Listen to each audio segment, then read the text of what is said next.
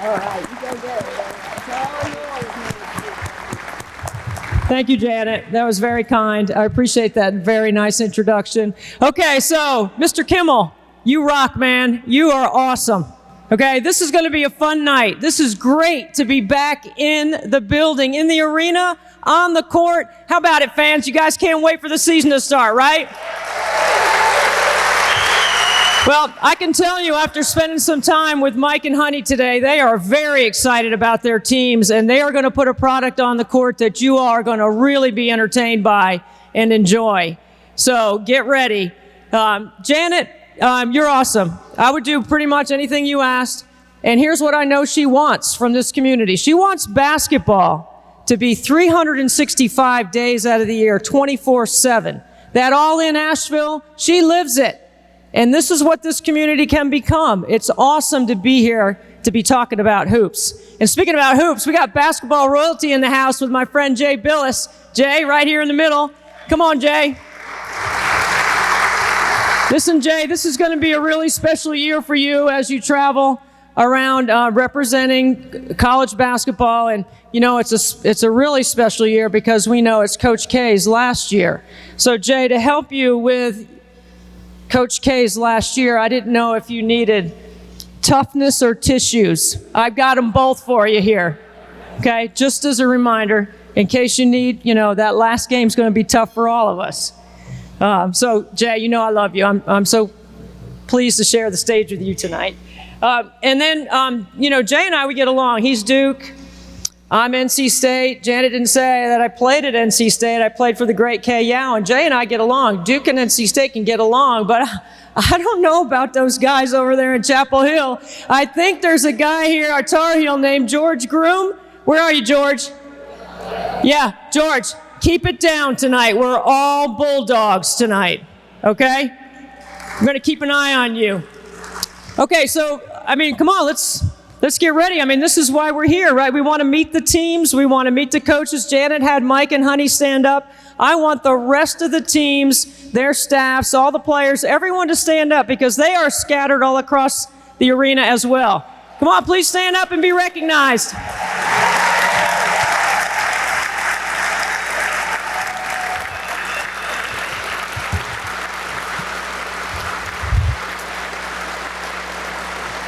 All right, so let's get Coach Mike Morrell up here. Come on, Coach, come on up. And guys, start making your way this way as well. I'm looking forward to spending some time with Coach Morrell in his fourth year. In his first year here, he had the youngest Division I men's basketball team in the country. He had a lot of young guys. They had 7 freshmen. They only won 4 games, but the next year he turned it around, one of the biggest turnarounds in all of D1 basketball. Mike? Good to see you, man. Come on. This water for me or you? We could probably share it, but Mike. How we doing? okay. So, Mike, all right. So, hey, you look good, man. You got the right colors on. How do you feel about the pink and the tie? I love it. It looks handsome. Very nice. You Wasn't can quite sure. pull it off. Totally pull it off. All right. So, you're a small town guy. I'm going to guess that you bring some small town values. How does that give you an edge in what you do here at UNC Asheville? I think if anything in the last 18 months has taught us is just an appreciation for what we get to do. I think it was Rick who asked me a few weeks ago, like, what's the best advice you've ever gotten? So I had this grandmother. I grew up around a ton of women, and my mother, my sister, and my grandmother were the 3 biggest influences in my life. So she would always say, like, when you choose what you want to do, make for sure it's not work. And so for me, that was always really powerful because at first I thought I wanted to be a lawyer. Sorry, Jay. But I was wrong. Number one, I wouldn't have been very good at it. 2, I just couldn't stand the thought of being inside all day. So I got to move around. So for me, growing up in Tennessee, in a town of around 10,000 people, I think it was more of just, I was able to be around, because I didn't have an extremely large male influence in my life. The coaches were that for me. guys like Dave Ryder and my college coach. And then as I grew up, coaches were always the mentors and people I turned to when I needed something the most. So I think that's it, and I think now that, I think a lot of people say I'm young. I don't know that I feel like I'm as young as I am. I turned 39 a couple months ago, but I think the edge that is just, COVID's taught us all just to be grateful for the opportunity. I mean, this is the most people I've been around in 18, 19 months. So, and I don't even have to wear a mask right now. So that's it. Just that my small town values are very instilled in me through the people who I've always cared about the most, and it shines through now. I can name drop Jay Billis. All right. You can drop Jason Witten, one of your best friends growing up. What was that like? I mean, he wasn't Jason Witten to me. It was never that. I mean, his sons are my godsons, and Jay and Ash, we're actually talking about it a little bit today because, no matter the connection that you have with people, especially the connection that you have with the people that you grew up. Like there's a guy in the back that is here that's a friend of mine that we used to own a lawn care company called Big Time Lawn Care, and we spelled Big Time Bigtyme, Big Time. And so, those are the people that in my life, again, you lean on the people who knew you before you were really you. So Jay's a guy who obviously played in the league a long time. He's gotten the opportunity to meet a lot of my players.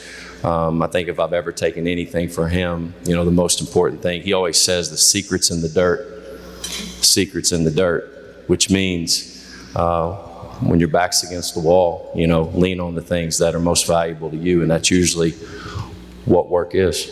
You already mentioned the influences of the women in your life, your mom and your grandmom. What about some of the coaches that have had an impact on you, that have helped form the way you play? Yeah, I mean, I worked for Coach Smart for 9 years. I developed the way that I wanted to run a program when I was an assistant at VCU. I had this book, and when I was an assistant coach, during my time at VCU and during my time at Texas, you spend a lot of time on a plane. So whether it's traveling with the team or traveling recruiting, you're on the plane 2-3 times a week, especially during the season. So I told my staff this a bunch. There was this particular journal that I would write in every time I got in a plane, and that was just my selfish time to develop what I wanted to do when I became a head coach. And a lot of that dealt with the X's and the O's, but it was more importantly, it dealt with the mindset that it takes to be successful. And so we get a lot of credit, or a lot of people know about how we play defensively because it's an attacking style. It's what people, in my opinion, really, really want to watch. Like, I believe basketball court was made 94 feet for a reason, to play every floorboard of it. And so, for me, VCU is really where I developed that philosophy, and it was an attacking defensive style, and I learned that from Coach Smart. So, I mean, he's the biggest influence on me from a basketball perspective. But I tell people, like, you really are who you've worked for, but also who you've worked with. And I've had the opportunity to work with a lot of good people. I mean, I can feel your energy and your intensity right now. And so here's what I want to know. Like, with these guys standing back here behind us, in this climate with the transfer portal and the COVID and the other things that we deal with in college basketball, how do you balance that tough love with that discipline with your guys? Well, with COVID, so everything COVID told us to do was directly opposite of what we preach in terms of team. So your body language, well, it's hard to tell with a mask always on. Stand 6 feet away from people. Don't be around others. That was really a challenge, over the course of the last few years. The things that we can control, our energy, our juice, our enthusiasm. So you'll like this because you got great energy. Dean, where are you at? So this is Dean Gerbrick. He's one of our freshmen, okay? We gave Dean a big bottle of orange juice this morning, right? Do you know why? You want to guess why? He needed vitamin C. Yes, but it's juice. So we don't say energy. We say juice. So your juice can help you on days when maybe you don't feel your best. You all have heard Mo Alley Cox. I coached a kid at VCU. His name was Mo Alley Cox. He's now catching touchdowns for the Indianapolis Colts. He used to always say this, Coach, I got to fake it till I feel it today.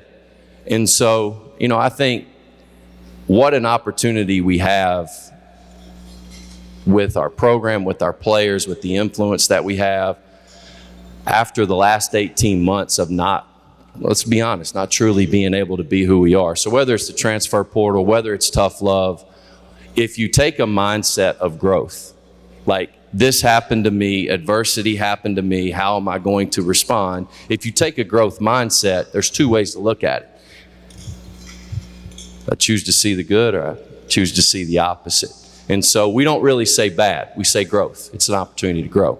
And so if it's tough love, which I'm sure all these guys would agree at some point they felt, then it's really just an opportunity to grow.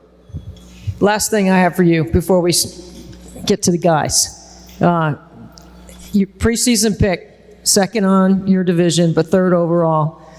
Based on where you are in your build and your vision, how do you feel about expectations for this season? That's a really good bar for your team. Yeah, we were picked second last year, and obviously last year is its own story. I tell these guys all the time, there's one goal in our program. The goal is simply, can we be better today than we were yesterday? Like, that's controllable for us. We can control that. Okay, so let's get half of that goal. Let's try to achieve half of that goal. Then, can we be better tomorrow than we were today? That's the really hard part. You're not going to bat 1,000 on that. Like, you're not going to bat 1,000 on that. But if we can achieve that goal more often than not, then that's incremental growth. So for us, we don't control the expectations that the others put on us, whether it's a preseason ranking, whether it's Tajon and LJ being all league, which we were one of only 2 teams in the league to have 2 guys. So we're really proud of them for that, but we really don't control that. So the only thing that we can control right now is, can we be better today than we were yesterday? And then again, be better tomorrow than we were today. That's really, really hard to do, as you know, Debbie. And so for me, we show it some. These guys know that. We'll put it up on a board. But if you're a competitor, if you have a competitive spirit about you, those rankings mean nothing. They mean absolutely nothing. It's only a sign of respect for what you've done or what people think you're going to do. So we appreciate it. There's an abundance of appreciation and grateful that, my first year we were picked last. So, you could be that. You'd rather be on the opposite end. Right. But for us, it's all about growth and the simple goal of just trying to get better every day. All right, so let's get these guys involved, all right? So let's give them the mic. Let's start down here. You guys look great, by the way. Guys, you got to give everyone your name, where you're from, and what year you are. And if you care to give your major, we'll take that as well. Hi, I'm Deacon Heath. I'm from Banner Oak, North Carolina. I'm a senior, and I'm a double major, business management and economics. Jesus. My bad, bro. I'm Jamon Battle. I'm from Richmond, Virginia, and I'm a junior, and I'm a business management major.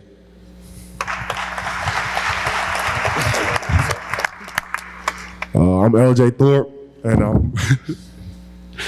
I'm from West Palm Beach, and I'm a senior.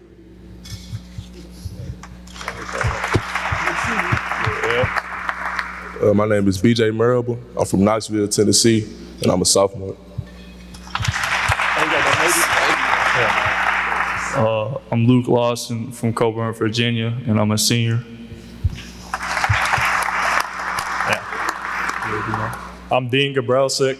I'm a freshman, and I'm from Eastlake, Florida. I'm mass communications major. I'm Trent Stephanie. I'm from Knoxville, Tennessee. Yeah, I'm a junior.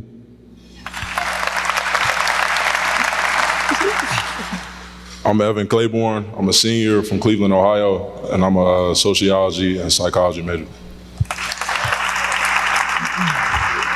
Drew Pember. I'm from Knoxville, Tennessee. I'm a junior and I'm a business finance major. I'm Cody Jude. I'm from Fort Gay, West Virginia. I'm a senior and I'm a management major. I'm Tajon Jones from Oak Ridge, Tennessee. I'm a senior and I'm a management major.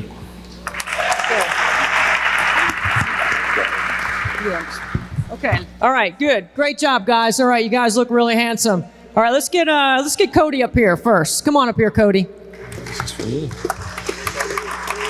All right, Cody. So it's not easy being a D1 player. It requires a lot of work. What's your work ethic like? Well, I think my work ethic is probably what separates me from everybody else, and that's something that I admire all these guys behind me for as well. I have a great deal of respect for obviously everyone in Division I athletics and any kind of athletics for the work we put in and the time we put into the sport and in the classroom as well. But, you know, like Coach said, that our main goal is the same, and it's simple, and it's try to be better today than we were yesterday and try to be better tomorrow than we were today. So I think that's the goal that we try to focus and key in on every day. You got to love that growth mindset, right? I mean, that's a really consistent message. I bet all the guys are going to say something similar to that. But you were here at the beginning when Coach got here. How has it evolved? How's the program evolved? Like, now you guys got serious expectations. Yeah. It's that first year was, I guess, crazy is one way to put it. But also, I think our heads were spinning, and that's probably an understatement. But to look at it from a growth mindset, and most of that came from experience along the way. That's obviously inimitable, but I think most of that also came from our coach and coaching staff, and they always pushed us to the limits and never accepted anything less than our best, and while instilling that confidence in us, which is obviously a key to being a great team and a great program. And also, the experience is taking a step back. That's obviously one of the biggest keys to our growth, but also the adversity that we faced throughout that time and how we responded to that, which is what I'm most proud of as an individual and to these guys as a team.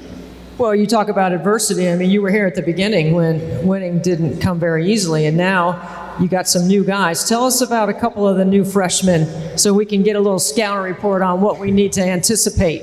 Well, I'm excited about all these guys. I mean, each and every person that is standing here beside me brings something different and unique to the table, and each and every one of those is going to be utilized at a different point in time in the year.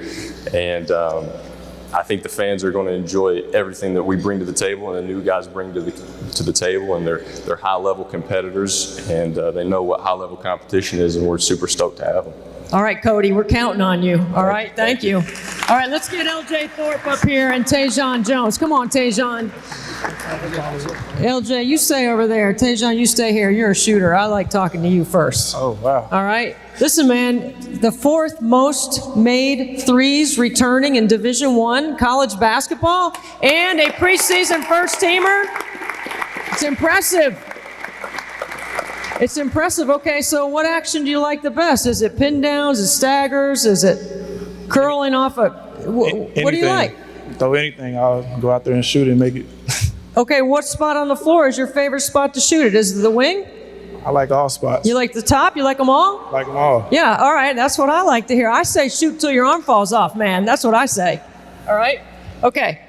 You guys are buddies, right? Inseparable is what I've heard. Yeah. All right. If you're playing one-on-one against LJ, who's winning that one? I'm up on our series right now, so me. Oh, so you guys got a whole series going. Yeah. Well, give us a tally. What's the tally? I think I'm up 1. How many times have you played? Oh, too many times. Okay, so is this, how about a little full court one-on-one? Got any of that going on? Nah, just half court. Oh, that's a really good conditioning drill. That is a good one. Okay. All right, LJ. Thanks, bro. Yeah. I was told Coach in the off season went to visit everybody's home. Okay? When he went to your house, what happened? My mama cooked What'd she make? some macaroni and cheese, some baked beans, some cornbread. She likes Coach Morrell, doesn't she? Yeah. I mean, what was dessert?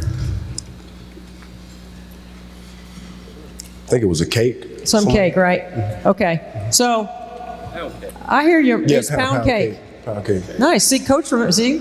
That's right. He remembers it. It had an impression on him. Does your mom call Coach? She likes to wait for him to call her. She does? Yeah. What kind of conversations do they have? Do you have any idea? I know they're all about me. Yeah, right. It's probably good, right, Coach? What kind of stuff do you talk about when you talk to LJ's mom? So here's the deal. Coach Woody actually talks to her more, but when LJ knows this, if you text or call LJ's mom, her response is, "What did he do?" And you're like, "No, Miss Lisa, we're just calling to tell you LJ's doing very well." But especially when I call, because I don't talk to her as much as Coach Woody does. But I don't know if that speaks to LJ getting in trouble younger or his. I don't know, but that's her response. What did he do? Yeah, I've got three boys in college right now. That's usually my response too. What happened?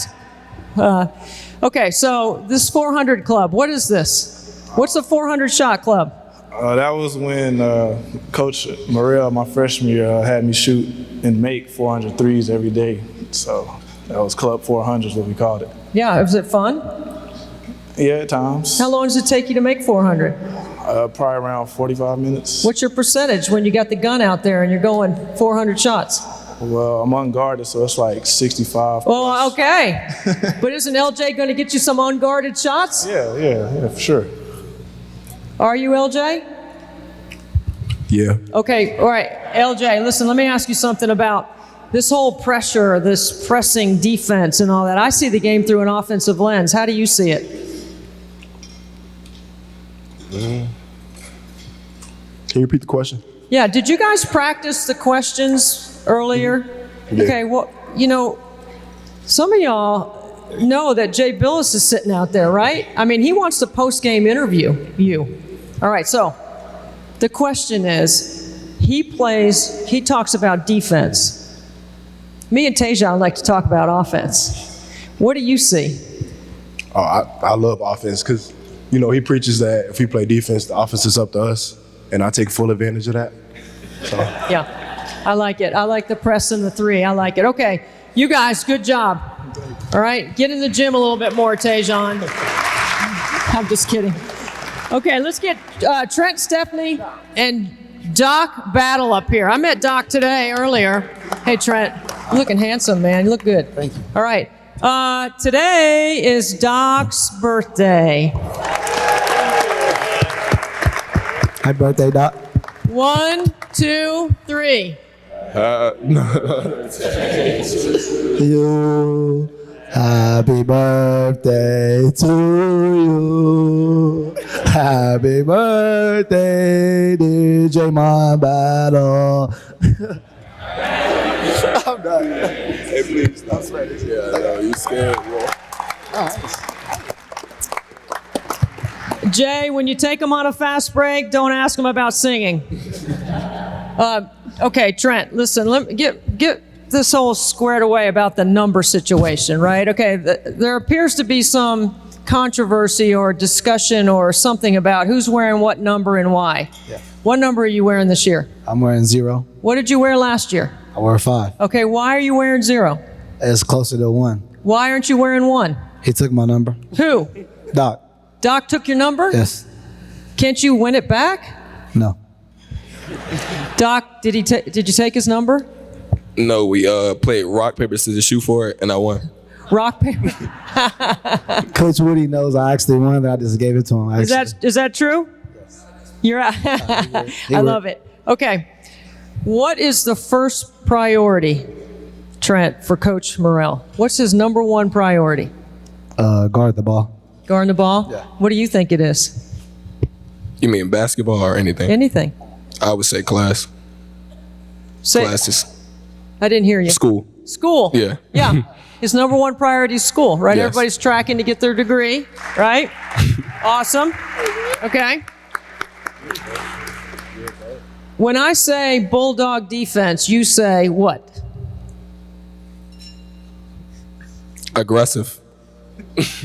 Give me 3 words to describe your defensive team effort. You got it, Trent? You can get one. That's the way we work it. White line. White line. A deflection. Deflections. Punish. Punish. I like it.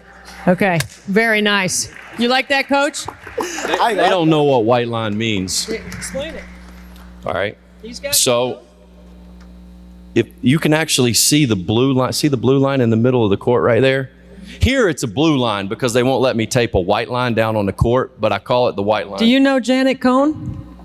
No, yeah, Janet won't let me put, because it's right. It takes up the, you know what I'm saying. Anyway, so the white line is the help line. If you don't get to the white line, you got to push the tire. So, yeah. So the white line is the help line. We call the white line the help line. Help line meaning we got to have 5 guys on the white line when the ball's on one side of the floor. Punish is a block out. So no, don't get the wrong idea. You box out. So punish is what we call a box out. See, everybody has different basketball vernacular across the country, but you guys need to know what that is, because there's times in the game where you're going to be yelling, punish, punish them, right? You're going to need it. Yes. Okay, Trent. As a point guard, there's lots of things that happen on the floor. Sometimes there's some adversity. Sometimes things are going your way. When things aren't going the team's way, how do you help handle that? I just try to get them back focused. I mean, I say I'm one of the most uplifted persons on the team. Like to help somebody on the team feel better if they're not doing as good in practice. I mean, I don't do it myself. Like Tay and Cody actually help me a lot with it if I'm not doing well, and Coach Morrell, honestly. And Doc's a big part of that, because Doc doesn't care to tell somebody something, which can be good and bad. But that's just how I see it. Yeah. You guys are definitely a connected group. You can see that by just your interaction up here and from how they repeat what the coach says in the locker room, right? This is what you guys are doing. This is great. Okay, so I got one more thing for you. Trent, does he coach you soft, or does he coach you guys tough? What does that mean? This might be my 3rd year. My 3 years here, he hasn't coached us soft. He hasn't coached me soft at all. And that's why I really like it here. And that's the reason I came here, because of that. I didn't want to have a sugar-coated coach where everything's given to me and I'm not working hard, but somebody else working hard. So no, I mean, everybody gets coached hard the same. Some might get harder that day than others, but that's just part of our team. Did you get Doc a birthday present? No. Did anybody up here get Doc a birthday present? No, Doc, they didn't get you a present? It's probably a surprise for after. All right, good job, guys. Good job. All right. Let's get Rocky up here. Come on, Rocky, what do you have? You got a chain. What's that for? Wow. You can give that to Coach. Oh. Right? What does that mean, Coach? So this chain's just a symbolization of, I mean, everybody's always heard the weakest link or whatever, but it's really not about that. It's really about just a connected approach. So I think this year in college basketball, and you know this, college basketball is going to be the oldest it's probably ever been in the history of college basketball. So there's going to be a lot of really good teams. Our league is as deep as it's been since I've been here. So we're going to face a team on a night that maybe has more talent than us. They might be bigger than us. But if we are more connected, then we have the advantage. And so that's what this is. And so we bring it out every day. Some days we reference it, some days we don't.